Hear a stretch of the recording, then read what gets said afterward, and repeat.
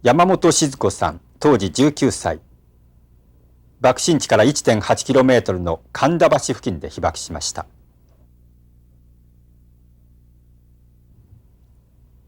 山本さんは内務省広島土木出張所に勤務していました。戦火が激しくなる中で、8月から山本さんの部署は現在の原爆ドーム産業奨励館から牛田早稲田の官舎へ疎開していました。父と兄も産業奨励館で仕事をしていましたが、2人も被爆して亡くなっています。山本さんは今でもドームのそばを通るたびに亡くなった父と兄の思い出がよみがえってくるといいます。父はたまたま広島県の土木部の広島出張所いうのがここの産業奨励館の1階にございまして、でそこにおりました父は。で兄は現在建設省ですけど、当時は内務省と言ってまして、中国四国土木出張所の庶務部に所属しておりました。で私がそこの調査課いう課に入っておりました。原爆ドームの中では3階の一室でございました。で当時の女の子ですから大しての仕事じゃございませんけれど、お昼休みなどは本通りなどへ本を漁に行ったり、あの頃食料事情も悪ございまして、食べるものもあまりなかったけれど、その間、いやあそこには何々があるよって、いや行ってみようかいうようなことで行ったりして、でもだんだんにはとても毎日空襲で、そのたんびに初め頃は空襲だ言うんで緊張しておりましたけれど、だんだんに通り過ぎるばっかりですね、飛行機が。そうするともうまた空襲警報だいうことで慣れっこになりましてね。で3階4階5階にあるんです、ここは。でそれをこう回ったら上に屋上こう5階の外展望台まで上がられるわけです。で空襲警報になりますと、どこ通ってるか上がってみよう言って上がって見たりしておりました。私の勤めてました建設省はですね、8月1日で疎開をしよういうことになりまして、で官舎がたまたま牛田の早稲田にございまして、で主要のですから庶務部と経理部は本部に残って、あとの調査課のような技術系の方はいなく、本部にいなくてもいいだろういうことで牛田に疎開しました。あの日の朝どういう形で出勤されたんですか？まず父親は自転車ですから、私よりもおそらく1時間ぐらい早くは出たと思います。だからそれでもう状態わからないんですよね、出て。で兄の分は兄の性格としていつも日記を書くのが癖だったんですね。で朝で思いついたこととノートに記入してたらしいんです。で私は兄ちゃんもう行くからね言って、私はもう出ました。で兄もそのうちに出るんだろうと思って、先に出ますよ言って出ました。その声で、私の言った声で母が「あらまさちゃんまだそんなことしてるな、早く行かなきゃ遅れますよ」言ったので、兄も「今出ますから」言って出たらしいんです。だから私よりも市街電車を首都電車を遅れて出たことになります。出勤が何時に出たかは記憶はございませんけれど、まず家を出ましたところで空襲警報が鳴りました。で空襲警報鳴ったなと思って、そのままその当時は袖が半袖でなくして長袖もできれば着た方がいいことだってもんぺを履くんでした。もんぺは必ず履いてましたけれど、私は横着して暑いから半袖を着たまんまで、空襲警報が鳴ったからどうしようかなと思ったんだけれど、そのまま引っ返さずに電車に乗って横側で降りて乗り換えて、日傘を持ってお弁当の袋を下げて、横側から三笹橋を渡ってずっと歩いていくんです。白島の順序としましたらね、三笹橋を渡って現在ね、でそのままずっと歩きますと白島の電車の終点がございますね。その終点をとこから川の方に出て神田橋に来て渡っていくわけ。その途中がすごくもう暑いんです。なんと今日は暑い日だなと思って傘さして行った記憶がございます。で橋を渡ってまっすぐの道なんです。で橋渡ってこう行ってたら向こうはるか向こうがパッと真っ赤になったんです。思った瞬間ドドドドいう音がいたしまして、と思ったらもう目の前が何にも見えない、これは幕府の家屋の壊れた臨海だったと思うんですけど、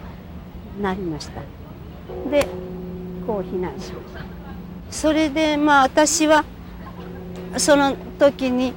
もうどうすることもない、帰るにも帰れないし火はぼうぼう燃えてるから仕方なしにそこの神田橋の下の河原で夕方まで避難しました。いうのがこんなずっと水がありますから下に渡ることができないんです。で渡ろうと思ってもここが焼けるここが焼けるここが焼けるいう風でずっと火の手がありましたから、こちらの河原の方で避難して、夕方になってここらぐらいまでに潮が引きましたから、それを境にその下の官舎へ向けて行きました。でその日は私は兄のことも父のこともわからないまんまその防空壕の中で休みました。であくる日も帰ることはできないんです。もう全部がしてるから古市にはよう帰れないで、そのまま庶務部長さんのお家で避難しておりましたら、もちろん役所の、建設所の方がどんどん被爆して官舎に帰ってこられたり、この方もう帰られないとかいろいろございました。そして夕方になって、ですから7日の日の夕方に村の人が私を迎えに来てくださったの。それで今原爆ドームにお父さんを探しに行ったけれど火がまだくすぶっててどうにもならないからお嬢さんのとこ行きました言って私を迎えに来てくださって、それでその方と一緒に古市まで歩いて帰りました。見ましたのがもう軍隊とか市民の方が道に全部寝取られるんです。それで寝取られるって水言ってでも水を私らも与えることも知らないし、そうか思えば静かな思ったらもう亡くなっとられる。でそれ涙ながらにこう通りまして、それで三笹橋に来ました。で三笹橋の上では欄干にですね、ちょうどあそこは三笹橋ですから総督の学生が学校に行く途中だったんですよ。自転車に乗って三笹橋の上を渡るところの被爆だったんですね。だからこちらの三笹橋はね、こちらの欄干がこちらへ吹っ飛んでこちらへ来たんです。その間に挟まっちゃって、で自転車に乗ったこのまんまで亡くなってたんです。まだそれも取ることもなくって、でそしてまた歩いていきましたら、今度は大芝の方はずっと馬がたくさんおりましてね、馬が片方全部ざっと被爆ですね、立ったそのまんま死んでる、立ったまんま被爆、これもタラタラ、そうか死んでないのはもう血がタラタラ流れたまんまこう動いてもいったのもありました。そんなのを見て帰り、もう8日になりますと夏暑い時ですから全部腐るわけです。半焼けとかそれがもう宇治になって今度灰になって、電車という電車の屋根は真っ黒に、こんな大きな灰が真っ黒になってということでしたね。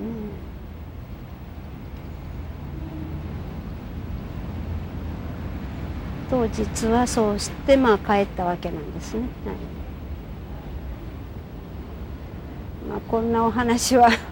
あまり聞いても本当楽しくないから話したくないような気がいたしますんですよね。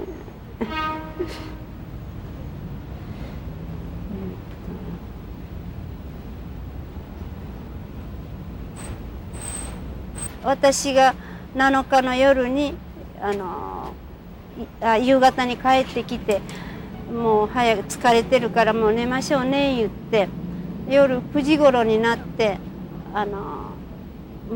窓を閉めて寝なきゃいいんで、母が窓を閉めに行こうとしたんです。そしたらその窓からこのくらいの火の玉にこのくらいのぼやけた感じのがポッと入って、こんなに回ってぐるぐるぐるぐるぐるぐるこんなになって入ってきたんです。で私はもうすぐ父が帰ったと思いましてね、お父さんお父さん言ってからもう本当に気違いのように大きな声で泣いたんですよね。で母はごめん生だなんて一生懸命言ってました。で兄は奥で寝てましたから、寝てから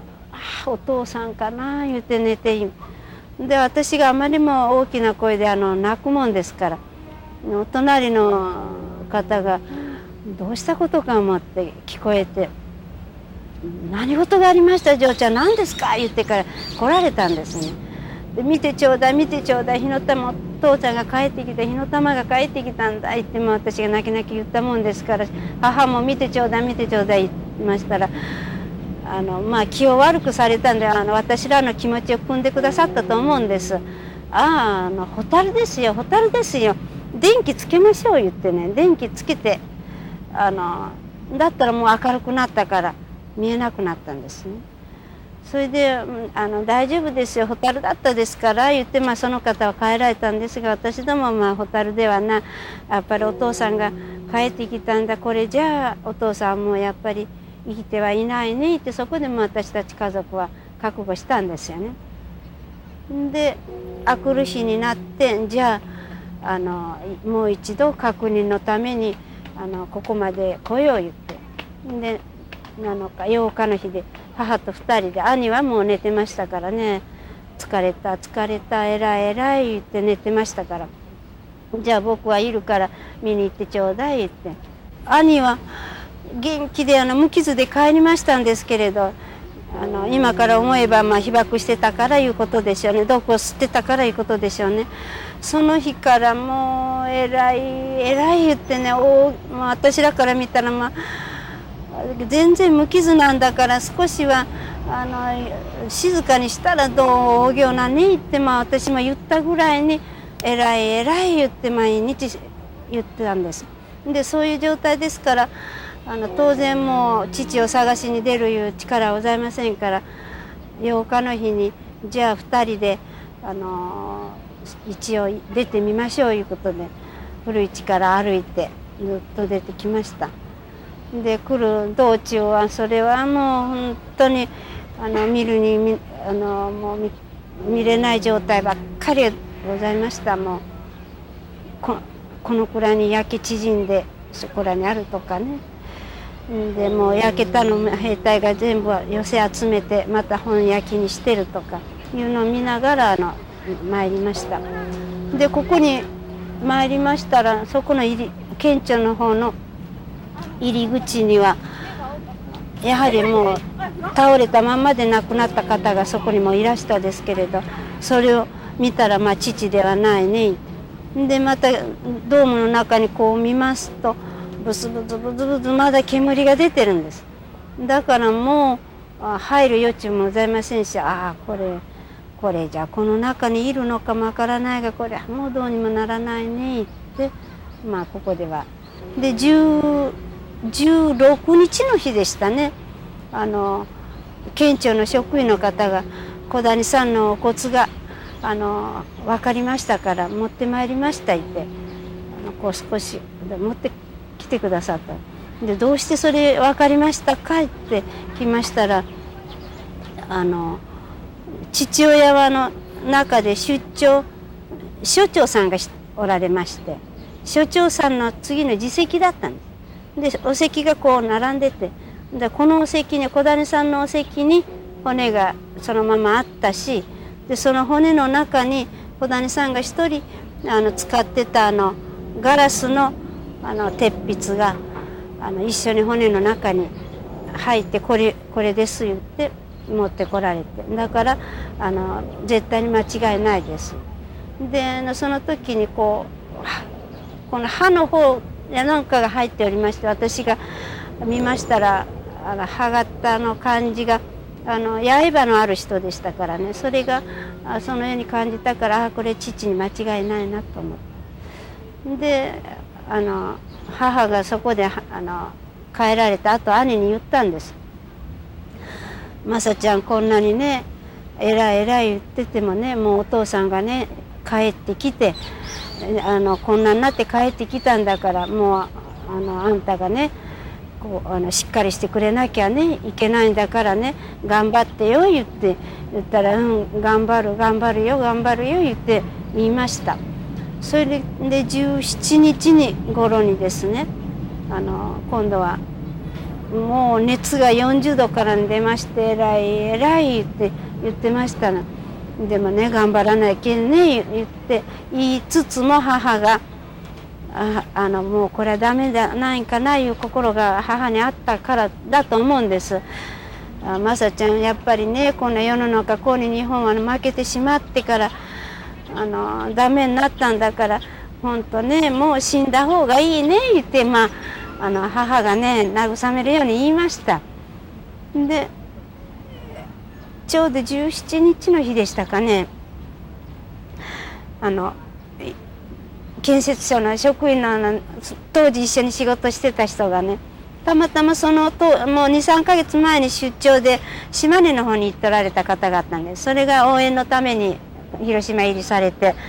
戸田君が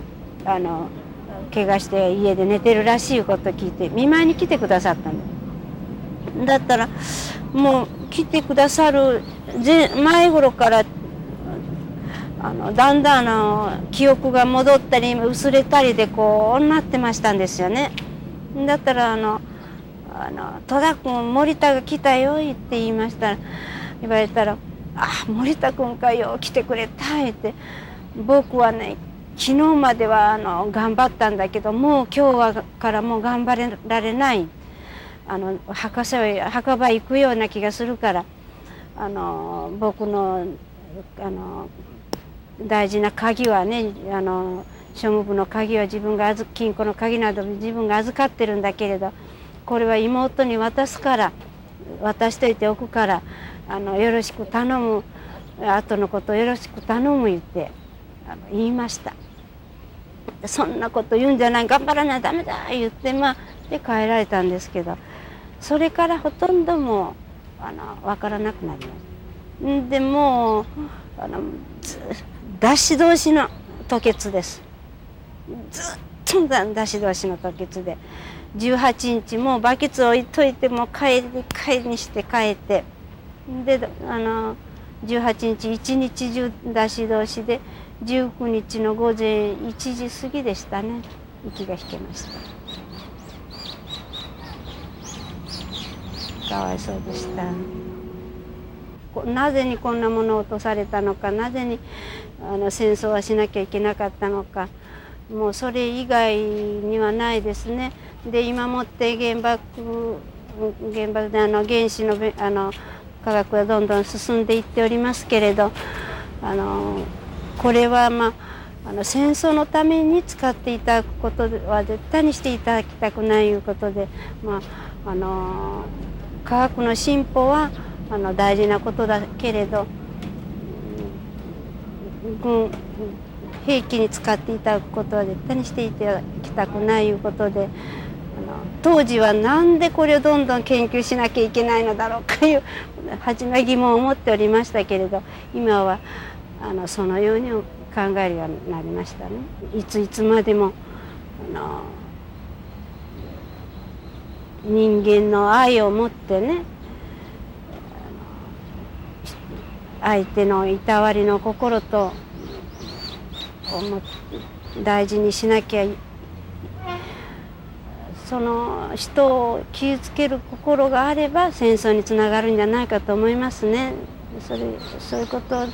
は絶対にいけないから、相手を常に